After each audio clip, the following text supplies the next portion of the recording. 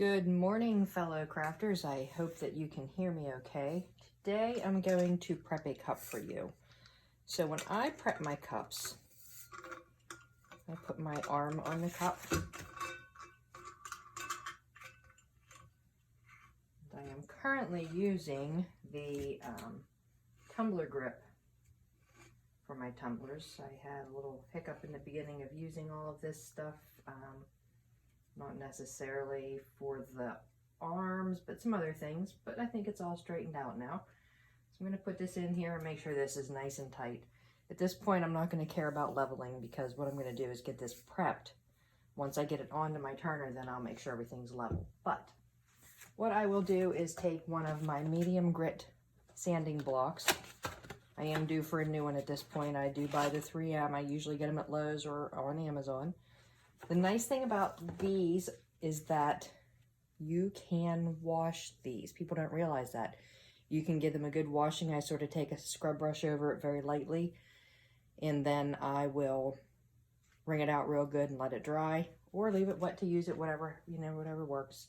But I use these for a long time without having to replace them for this part of my process. And I just take this and sand up. And since this is a powder coated one, I really need to give it a little bit better of a sanding on a regular stainless steel, just enough to get it grippy.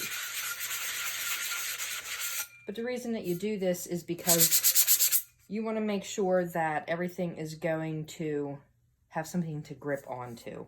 And with this, I have the top edge, so I'll also get that because I'm going to bring my epoxy and glitter clear to the top on this tumbler.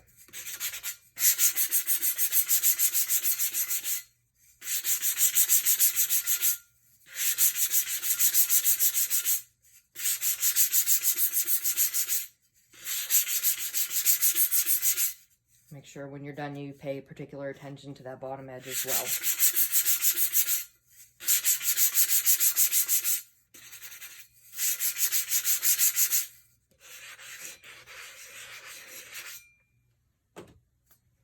And then what I'm going to do is take this to my sink and I'll give it a good washing with a little bit of Dawn and water and let it air dry, and then I'll show you how I prep my paint. Now I'm going to take my 2x Ultra Matte spray paint and my tumbler on the grip. I've already shook this, but I'm going to give it an extra little shake.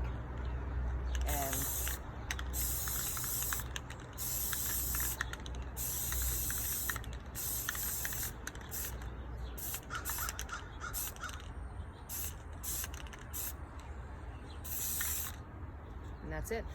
What I'll do is let this dry, gas off for a couple of hours, and then I'll apply any glitter or whatever else I want to this.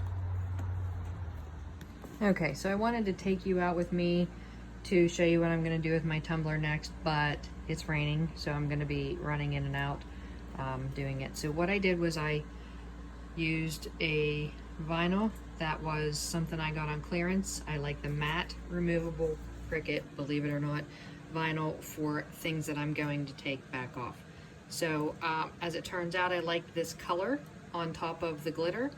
So I have and the only paints I buy Krylon are the fluorescent ones. So I got the fluorescent green to use over this. It was the closest color. And so the glitter part will be green, and the part where I have the green will actually be the blue glitter poking through.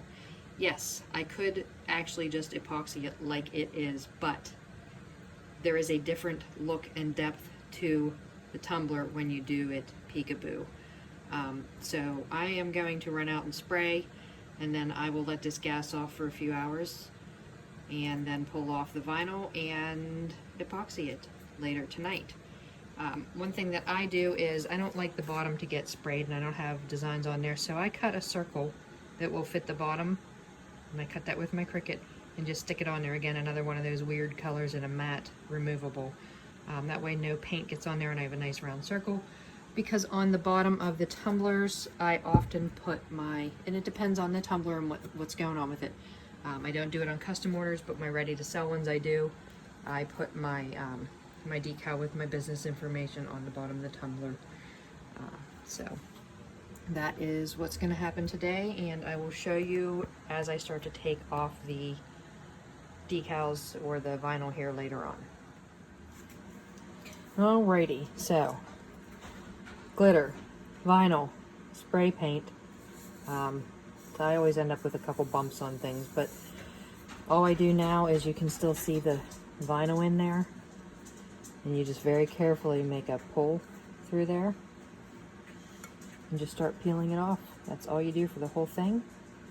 And once you have that all done, that's when you put your epoxy on it.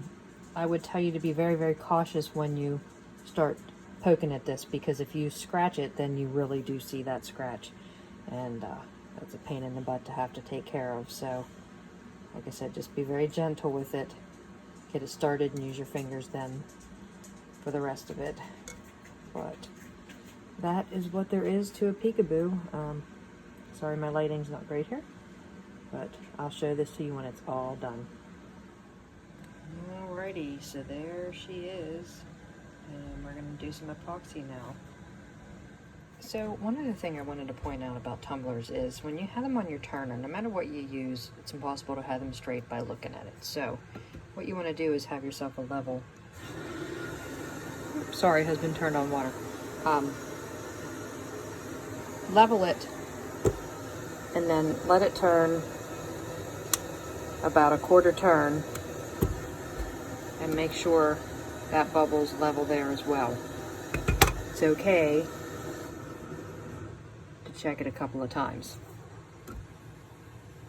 so that way you know you're not going to get pools of epoxy at the bottom.